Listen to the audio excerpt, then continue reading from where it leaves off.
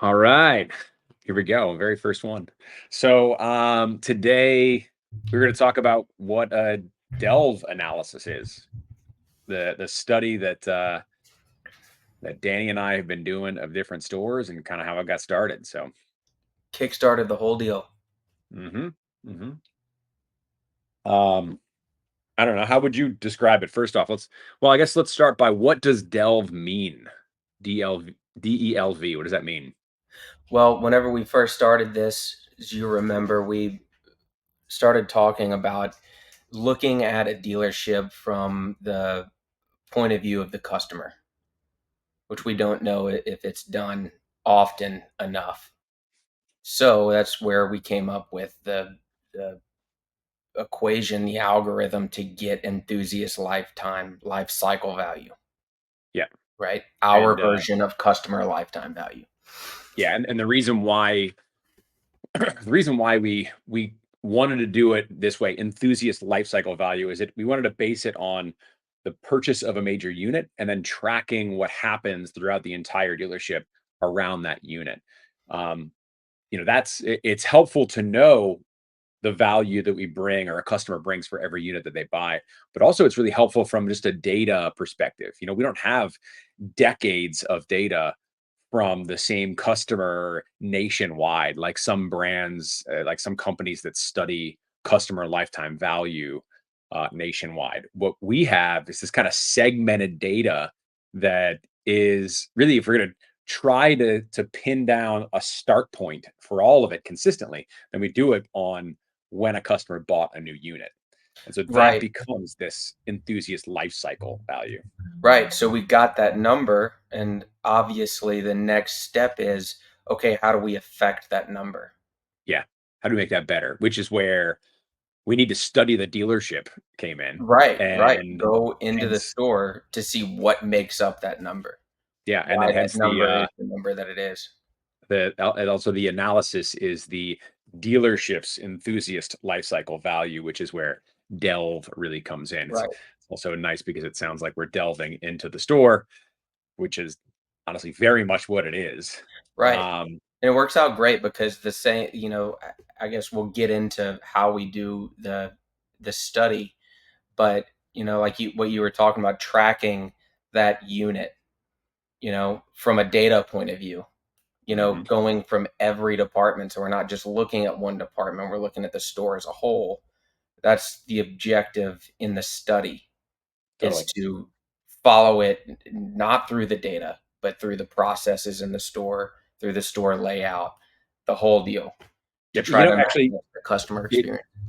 in my other job, working with garage composites and consulting for service departments, I get hired in all the time to go into a store and help a service department, stop pissing the customers off or, make my service department better than it is already. And what I find so many times is, yeah, there's little things we can do here and there to fix some problems, but really a lot of the issues that are in there are symptoms of a much larger issue, and those symptoms are due to other departments, or this kind of siloed effect that individual departments have from each other, or the how a process doesn't go from one side of the dealership to the other, and even just like how we don't even share information between departments. It's like the sales department uses their CRM and they store all the customer data there, they track them there. And then a service department uses the DMS, and none of that information goes back and forth, which is Yeah. kind of crazy. Yeah. So, I mean, a customer will come in and be thrilled and buy a bike, and that's the peak of their experience. And then they'll come back to the service department, and it's like a completely different business, Yeah. completely different store. Yep. And Not only are they starting from scratch with this department from the back, like because we don't have any data on them, we don't know anything really about them. We've got when the unit was bought, but we've got none of the, you know, kind of information we know about that customer, which is so valuable in building trust and building rapport with them. But it just the experience of going into a sales department where their entire job is to convince you that your life is going to be better if you own a motorcycle or you own a boat or you own a side by side. And then they have all the time in the world. They could spend an entire day just working with you, getting to know you, getting to connect with you. That's ultimately their entire job, is to say, "Hey, trust us. We know what we're talking about. This is gonna make your life better." And then that becomes kind of what's almost expected of like engaging with the dealership. But then that customer comes back for their first service or for their first, flat tire or that recall they had to come in for, and they're dealing with a department that is like spread super thin. It's in a different part of the building. It's different people entirely. It's just like this, like pulling the rug out from underneath the customer to say like, "Hey, you thought it was going to be super fun, right? Meet all these guys. They're overworked and stressed Yeah, out." and sure, there's, fixes that I've seen that you've seen that are, better than nothing. Ideas like having the salesperson introduce the customer to the service department and, get them acquainted, and that's all great. But whenever it comes down to like the experience, when it comes down to how things are handled, whenever a bike has been sitting in the service department for 2 weeks untouched with no phone calls or anything, all of those things go out the window. Yep. So that's the point of this study is of Yeah. delve. It It's it literally to delve. It's to go deep and talk about the things and show the things that people don't want to hear. But it's the harsh it's kind of like, reality. It's the facts. It's the truth. yeah, the objective wasn't to just fix the problems, like the little issues that we see in the store. It's actually to fix the experience the customer's having. And that Right. requires checking it all out and looking under the hood of the entire dealership. So, Yep. the way that we started this whole thing out and doing delve studies was that we wanted to know, before we ever actually stepped foot inside of a store, we wanted to know as much as we possibly could about the store. So we started doing a lot of studies and kind of meeting with owners and managers beforehand to try and get a feel for like where there might be issues, what stones should be kind of turned over when we get there. Um, so there's a lot of kind of pre-work that goes into a delve analysis. So we're not just showing up and like poking around hoping to find stuff. We actually kind of have some ideas of what we're looking for. And then when we go in, I think the thing that I like the most about it is that the two of us have been in those roles, like the exact same roles as that frontline staff that we're meeting with and understanding and working with. And we know what it's like to have to roll units out in the morning and get yelled at in the afternoon and to have to, like rush the technicians or even be the technicians at the end of the day. We've done all those jobs. So I think one of the best parts of kind of We've the also the been at the other in-person. end. We've been Oh, at totally. the end of owners and operators. So Yeah, we being the know ones what who have it's to like sign the check. whenever you feel like you're you're screaming and yelling and nothing's getting done, and everything is chaos. So yeah, all throughout Everything's for sure. chaos, but they're still gonna be waiting for their paycheck at the end, and you're like, "Ah, That's right. why are you still Yeah. here?" That's all we totally get it. So it's nice because I feel like we can go in and it's easier for us to empathize with all the roles and say like, "Okay, look, we're this outside third party source. And we're looking at it from our point of view. We know what needs to work in these situations and how it does work and where problems usually happen. Um, but we're gonna try to approach every role with this like empathetic look and say, Mhm. okay, you know what? Yeah, it does suck being a service advisor. And you know what? Your parts are not coming in when they should. And it is an issue with the manufacturer. Or you know what? There is a solution I've seen in other locations or that we did in our own store that was like this. And so it becomes this like kind of connective experience. I think so much of the in-person stuff, that the actual observation, physical observation, is about building trust with the team that's there on the ground so that when we come back later with the delve report and we say, all right, here's what we found, here's what we think needs to happen, and here's how it should be put in place, it's easier for that to go down. It's easier to say, hey, you had mentioned to me, you know technician. You'd mentioned to me that like the shop's unorganized and it's really slowing you down. And so in order to fix that, it's going to be on everyone, including you. And like, here's what you're gonna have to do to get it sorted. So it's not like we're coming in and telling you what to do. It's more of a let's all collectively look at all the factors and figure out how to improve those things. Ultimately, for the customer to want to come back and do more business with us. Yeah, everything in the study can be directly correlated to the customer experience. Yeah. And so the study, like I mentioned earlier, we do all this pre-work. The very first bit of pre-work that we do is a financial and kind of management metric analysis. We call it performance vitals, and I'll show you what those look like before. So basically, we're looking at it first from a financial standpoint and then a management metric standpoint. And so we can kind of we already know what a good operating store should look like, how much margin we should have, what kind of contribution there should be, what kind of turns we should have in inventory. And so we look at it from that perspective. And the reason we do that first is to say, okay, this store has a big opportunity in the inventory management of the sales department. And we basically create a dollar amount for each one of these multiple factors. There's three factors per department. We focus on the overall financial health, then we look at the inventory health, and then the sales kind of penetration health of sales department, parts department, and service department. And from there, we assign that dollar opportunity for every one of them, and then we rank them. And that really helps us to know where's the biggest return on investment. We're not just going in and like putting out the fire that's most obvious. We are figuring out, okay, if we're going to change anything, what's going to make the biggest impact on the bottom line, but also from our point of view, what's going to make the biggest impact on the customer experience. Yeah. So, um, another thing, so not just the financial analysis before, we do a what we consider a cultural analysis, and we send out surveys, anonymous surveys to all of the staff. And the objective is to make sure that every single person in that dealership answers the survey questions. And we want them to be as honest as possible. If they hate the job and they're quitting tomorrow, like tell us that. You don't have to say who you are, but we want to understand like, is there a cultural issue inside the store? Because Danny, I know that you've seen these. I've seen lots of these. There are stores who theoretically should be killing it.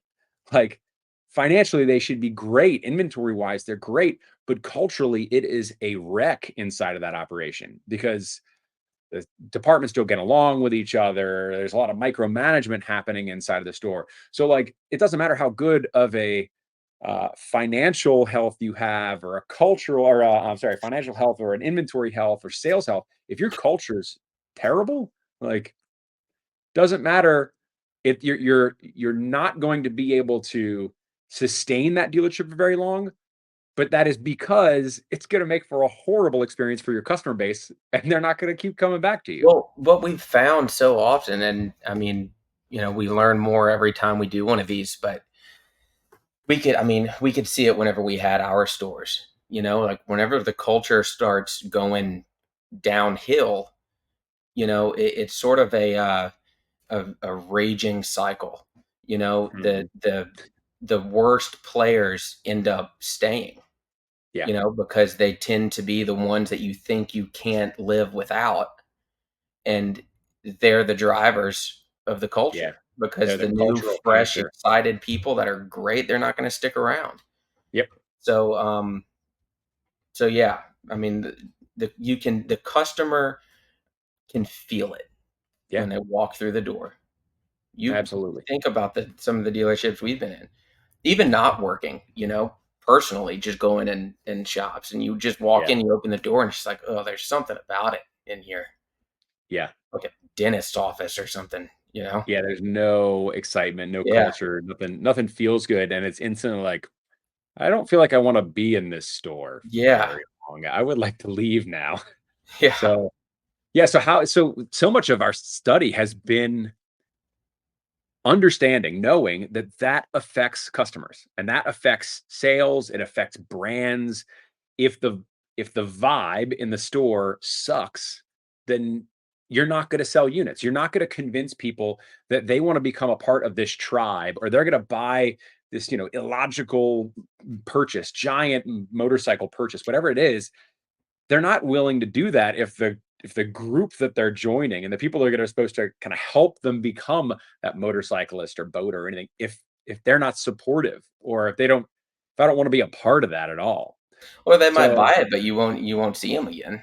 yeah, they're gonna go somewhere else. They're either gonna bring it to a different dealership or that independent shop, and they're not gonna buy from you again. They're not gonna be a part of your community and keep it going. So really, our delve analysis came from this idea that we need to be able to study not just the surface level stuff that everybody keeps trying to fix. We need to be able to study the deep rooted stuff and see really how can it create opportunity?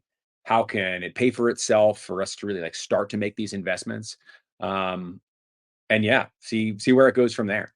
So I actually pulled up one of our finished reports, and I just want to quickly kind of go through it, show what it looks like. Let me get that pulled up real quick. In the meantime, did I miss anything else here? No. I think so. Okay, so this is let's see our best view here. That's probably a good view. This is not a real store. We're not sharing anybody's actual data, but we did take some experiences from some stuff from some of the multiple delve analysis we've done so far. So we could put it in here and kind of show exactly how we do it with a store. So these numbers actually are representative of a dealership, just we're not sharing that actual data here. So let me just kind of go through them, and then as I go through page by page, Danny, if there's anything that you want to kind of mention, then we'll kind of walk through those together. Um, Do you want to do the whole thing, or do you want to break this up? no, let's just jump through it. I mean, there's some stuff that I think we can flip through and show what I think is important, and just kind of get a feel for if we were to do a delve analysis of your dealership or uh, your brand's dealerships, all of a certain brand. Kind of what would you expect to get out of it, and then how would it really? How would you digest this into actually making things change? So I'll just kind of skim through. We always start off with this kind of executive summary, and the executive summary is based on understanding the ELV of a dealership, so enthusiast lifecycle value. In this store, the enthusiast lifecycle value is $4,100. What that means is every time somebody buys a unit from this store, they generate $4,100 worth of profit across the entire store until they get rid of that unit. So it's really that life cycle value. And then it's basically this executive summary where we're saying if you did all the things that we talk about in this document, then what you would be doing is increasing the value of individual sales from $4,100 to about $4,700. Not a huge jump over time, but it makes for a lot of additional profitability. In this particular store, that switch from $4,100 an enthusiast to $4,700 an enthusiast is $2 million. So it's just that like little adjustments, It's mind blowing. That's one set of tires. That's one service. That's right? It's wild that if you can just make that customer's experience just a little bit better, where they just increase, just a couple $100, that's like a 1% increase on their profitability. If we can just do that, the amount of opportunity that we have in the store is just unbelievable. So we've got key findings, some efficiencies and whatnot. We don't need to go into all the details of that, but I did want to show the performance vitals. So the way that we do these performance vitals is that we have what we believe is a very good operating dealership. And we can actually show that down at the bottom side, right here where it says goal. And we've got this is the sales department, this is the parts department, and this is the service department. And each of those, like I said, we've got three areas to focus on. The first one, all those green circles, is about the department's profitability, the financial health of the department. And it really is, it's the revenue that comes in minus the cost, which gives us the gross profit. But we're also uh, taking out expenses that are specific to the department, so like staffing of that department and marketing or merchandising or any of the kind of direct expenses to those departments, we take them out. And then we're left with that departmental net profit, which we call contribution, right? Contributing to the entire store. So we have a certain level of health we expect from each of those three departments. The So red reason circles, the reason what? that we take out those expenses, right, is because we want to make sure that, whatever solutions we're putting in place, to reach this goal, that they're achievable for Oh, the totally. manager. We don't Totally. want to include things that are out of their control. Yeah, a Right. great point is, if we wanted to better control down the sales department inventory and have a better sales engagement or that sales penetration number, which are the red and blue things, we could say, well, you just need 3 times as many salespeople, and that would get those two areas, the inventory and the sales penetration, those would get them right in line. It'd look great, but you wouldn't be able to afford it. It wouldn't be healthy Right. to continue operating financially. So that's why we've got that. Let's make sure it's healthy. And then let's make sure the inventory is healthy. And let's make sure that the sales penetration is healthy. So you can see that inventory piece right there. We've got the turns of inventory on major units, on parts, and then the inventory tool in the service department is proficiency, right? Because the inventory that a service department sells is time, and proficiency is just, did we sell all the time we had available to sell? And so we measure those. And then the last is sales penetration. We wanted to be able to measure, how are we are we effectively selling to the opportunity that we have? So if I start over on the service side, we look at hours per repair order, right? Like if you've got somebody coming in for service, what's the average amount of time that a customer is paying for when they're in for service? And then it's easy in the parts department. We say, how many lines do you end up seeing on those invoices? Is your team effectively selling more when that customer comes in, or even better, is that customer having a good enough experience to want to buy more while they're in Or there? are they offering things that the customer needs and Yes, wants? Are they exactly. are Are they they understanding the customer? they Are they giving taking the yeah, time to get to know them? exactly, Um, or understand the unit, you know? mhm.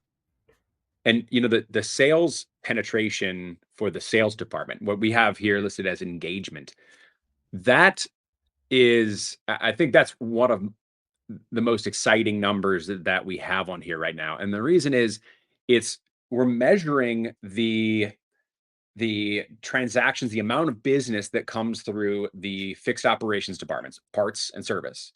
And we're comparing that to the amount of units that are sold. So in Garage Composites, we call that transaction to delivery ratio, very similar. Now we flip that, instead of as a ratio, we look at it as a percentage. So it's easier to say that our goal is that the sales department should be engaging with 10% of the customers that come through fixed operations, through service and parts. We should be able to continue to sell at that scale. Now, we're not selling specific to those people, but just the amount of scale. So if you think of it, what we're trying to do is saying, is the front of house balanced with the back of house? Now, what becomes interesting is, if 10% is the goal and our number is, 5%, then it means that there's a lot of fixed operations stuff coming through. A lot of customers buying parts, a lot of customers bringing in for service, but we're not selling to the same rate of clearly what that market is capable of. But another thing to consider is that scale can go the opposite direction. So what if we were 15% engagement or 20% engagement? That doesn't mean like you're the best sales team ever. It I mean, means that your fixed operation side is underserving your market. that's right. Like, you're selling the units. Where the hell are they going? They're getting worked on somewhere, but it's just not at your store. So we like looking at all of these are just kind of this balance. Like, are we balancing each portion of the department, each of these like their own little businesses well, not just to make money, but specifically to make for the best customer experience that kind of brings them along the way. Right, So, yeah. If one starts getting out of balance, like all of that's why we look at it holistically from as one store rather than each department. Like you just said, somebody that they'll be high fiving and, partying and doing all kinds of crazy stuff if the sales department is blowing up. But it's skewed. Yeah. Like, What it's if not your healthy dealership is really just pushing units and and it's not sustainable. it's all about selling. It's not about sustaining. Yeah, it's not about bringing that customer back in or giving them a good experience. And as a dealership, that's dangerous because those customers aren't coming back to you because your experience sucks. So they're not buying their second and their third and their fourth unit. And as a brand, it sucks even more. It's even more terrifying to think, okay, well, all we're doing is basically wholesaling units out, pushing them out the door, and that brand will have growth, and then it's gonna just nosedive because there's no support in the community for it. So these are the other departments, right? The parts department and the service department. And in each of these, when we study the store, we actually go into more detail about now that we've not only studied them financially, but by this point, we've already gone in the store, right? This is the finished report. So we can say, this is what we saw. This is what is affecting this number. This is why it's low. This is where we see opportunity for it to improve. We then show enthusiast lifecycle value, right? So Can you back up ELV. one, Max? Yeah. Yeah. I think it was I can't we I believe it was this store. I remember whenever we were preparing before we did the on-site visit and we saw the service department proficiency number, Mhm. and the goal is set at 100% because it's very achievable, even though a lot of people say there's no way. Mhm. Very achievable. There's a lot of Most stores. dealerships that you work with that are over 100%. Yeah. So we saw this and we thought, piece of cake, no problem. So we started coming up with all the solutions to go in. We realized when we got there that the max they could hit was what, 77%. Yep, Even if it was actually even yep, if they had a perfectly run dealership, I it mean was perfectly run service department. 75.4%. Yeah. 70 something percent. Mhm, And it's because we found out that technicians, service manager, advisors, they're all rolling units in and out for an mhm. hour and a half out of the day. They're underutilizing the staff. They're using the wrong staff to do that job, but they're also really we found when we got there of turning over all these stones to realize, "Oh my god, you're underutilizing the space that you currently have." That's And right. that if we better utilize the space, then you don't have to move as many units, which means this much an opportunity in creating more proficiency. So it required us to again not just go in the store and look with blinders, this myopic view of service. It needed to be this like we need to see everything. We need to look at the whole Yeah. operation, see how it's pulled off, and then we can come up with really good solutions. Yeah. Through our lidar scan, we were able to see that the square footage taken up in the parking lot by all of the in-service bikes, we found an exact match of just completely non-used, unorganized inside space. Yep. So We didn't need to that present. right there is what, 20 roughly 25% proficiency unlocked. Yeah. Not So about better we would have scheduling or never known unless we went in there. yep. It's not better scheduling. It wasn't just, better technicians or change their pay plan. It's none of those things that normally we think would be an answer to improve proficiency. It was totally out of the blue, and we needed to come up with a solution that actually solved that. So I'm glad you bring that up. We do have that LiDAR scan in a little bit that I Yeah, want to show you as and well. the thing is they didn't even know it. They needed Mhm. somebody. They just thought like this is just part of it. This is what we do. We don't have the space, so we roll them out, and that's that. But it Yeah, just and took an crazy too. outsider perspective to say, "Hey, this isn't this isn't When good." you start putting a dollar amount on that stuff, and you go, Yeah, look, this is costing you $600,000 a year. So yeah, how can we solve this problem for cheaper than $600,000 of lost opportunity a year? And so, yeah. yeah, that's where it really became interesting. This portion is where we really start to deep dive into what types of customers there are, and we're going to do a different video on the real like detailed nitty gritty of ELV. But ultimately, when we look at in the most basic way of explaining it, when we look at the enthusiast lifecycle value of any store, we don't just say here's the average. The average customer creates $4,100 because really most of your profit isn't coming from the average, and we're not trying to target just your average customer. We're trying to understand your best customer and make their experience better. and find those customers who want to have that type of experience and are willing to become a loyal customer and really figure that portion out, which is where this top of this report really shows up. We actually noticed that the loyals are what we consider the top 20% of an entire customer base. And so in this, the top 20% of customers, their average enthusiast lifecycle value is over $8,000. So that top 20% actually creates twice as much profitability for every unit that they buy. And that is who we're trying to study and understand and make better. On the right side here, we've got the team sentiment. So, of our study of the team, what things did they talk about? What stood out for us? Things like, you know, pricing strategies, inconsistent communication. We're really trying to identify, we have our opinions of what needs to be fixed. We now are starting to study what the customers really want and how they're engaging. But what's the team think? Like, your frontline team does this every single day. They're more of an expert in your dealership than we are, and even most owners are, because they're actually boots on the ground, the ones getting beat up every day. So that section is really about, let's understand their point of view, not as a manager speaking on their behalf, but out of their mouths. So And it's worth saying we have a pretty good bullshit meter. yeah, well, because we've done it so long, it's like that's not a real answer. Or that Um, doesn't make sense at all yeah. based So on the data. if we're gonna understand the culture and the finances and kind of the processes inside the store, we got to understand what are the things that affect your actual, like, where you're doing business. And this is where Danny had mentioned we do lidar scans. So actually, we go into the store and we scan the stores to be able to identify the square footage, the way things are merchandised, how that affects the sales and the customer experience. But not only does it tell us how we're using space effectively and how we could be using it more effectively, it actually is it's one of the best ways that Danny and I are able to walk around a dealership and be flies on the wall, where we can actually, we're on our own scanning stuff, just doing Giving our away our doing secrets. yeah, I know we really are. That's our way for us to kind of listen in on a customer. Doesn't think that we're, you know, listening in on them or taking surveys of the store. We're just kind of doing our own thing, walking around, and we can listen in on how do customers engage? How does the staff engage with the customer? How do things move around? And we learn so much from the act of studying the layout of kind of doing the LiDAR scans.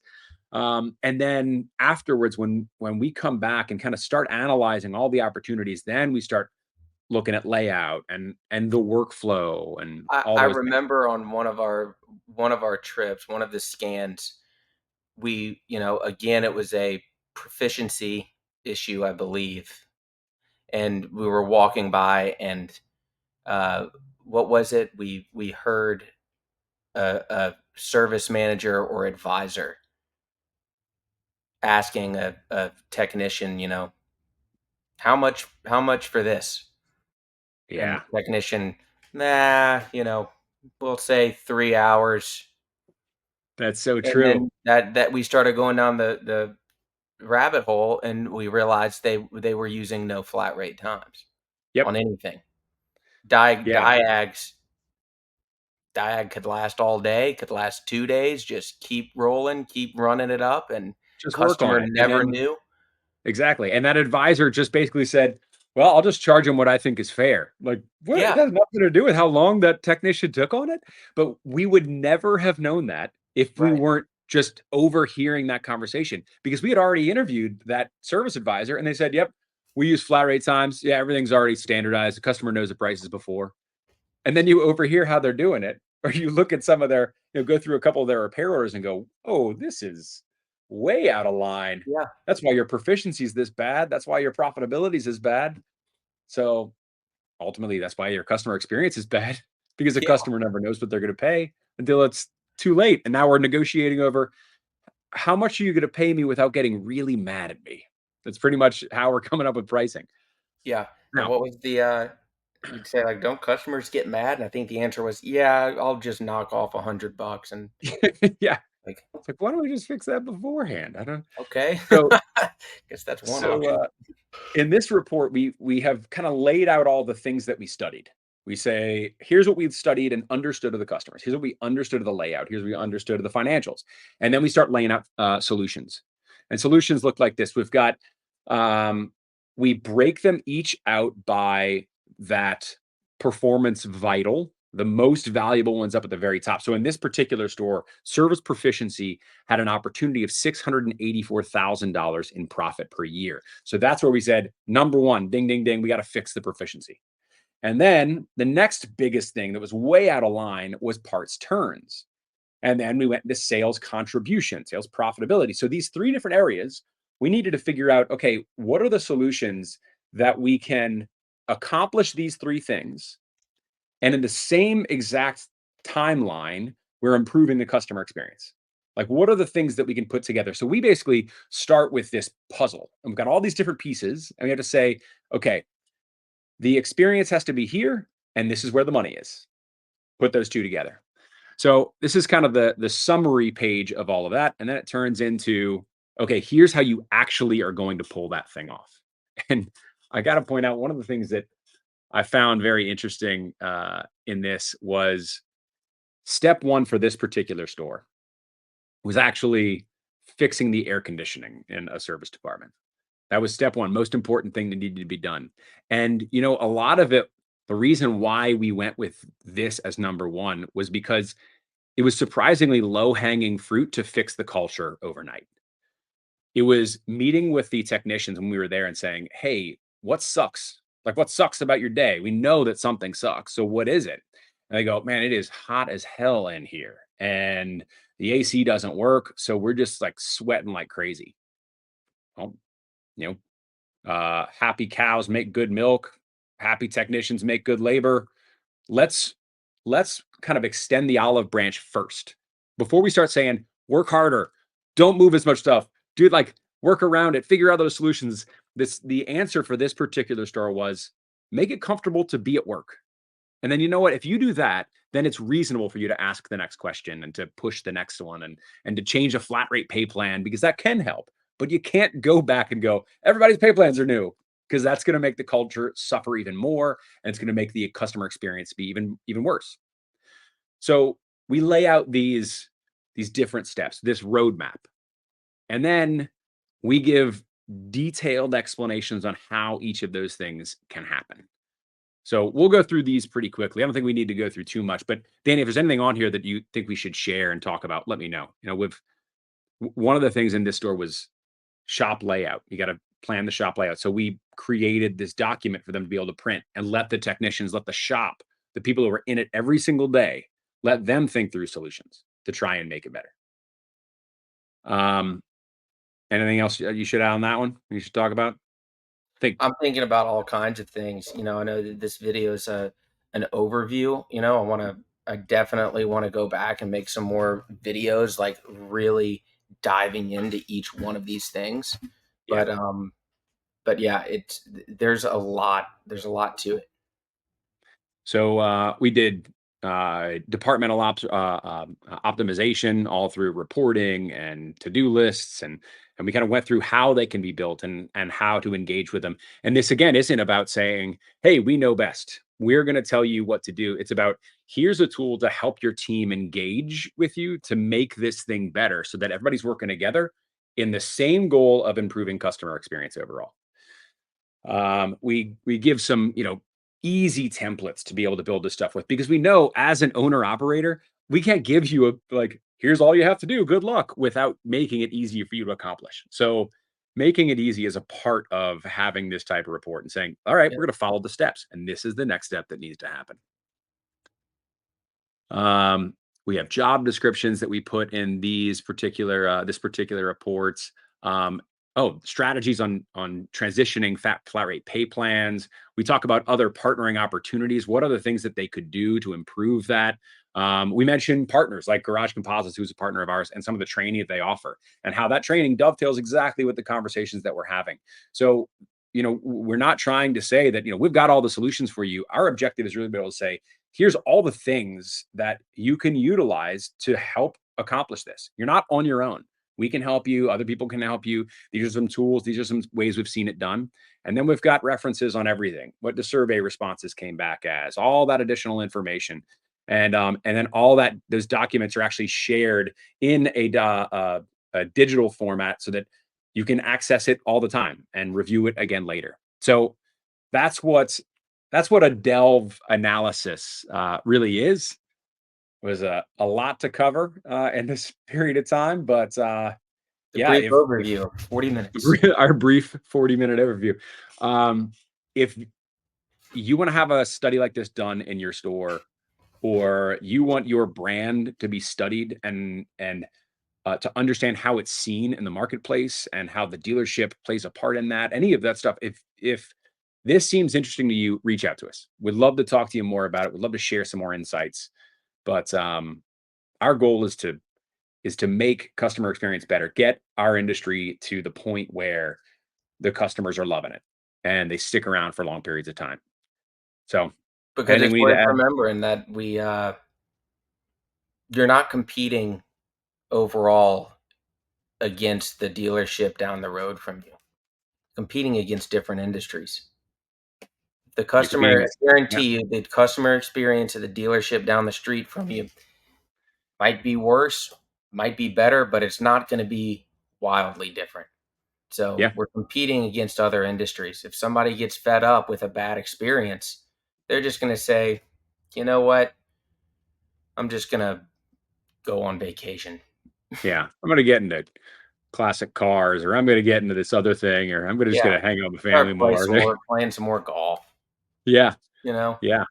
So, We're gonna lose people out of our industries if we don't start fixing some of this problem. So let's make that dealer experience of the future what we're looking to help you deal get. or point.